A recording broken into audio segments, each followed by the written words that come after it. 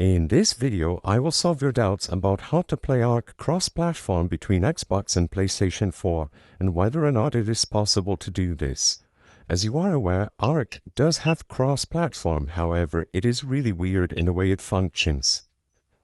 ARK on PC can be played cross-platform with Xbox if you own the game on the Epic Games Store, for example.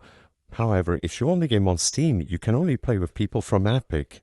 When it comes to consoles, ARK does have cross-platform. However, cross-platform for ARK Survival Evolved and any other versions or add-ons of ARK are not available for Xbox and PlayStation.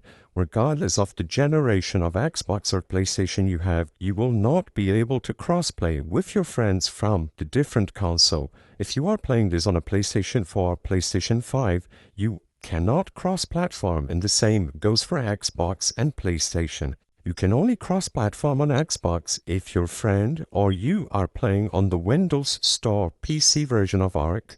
Besides this cross-platform for Xbox, you will not be able to cross-play inside of ARK. The purpose of this video is not to spread misinformation, but let people be aware that cross-play is not available for ARK between Xbox and PlayStation 4.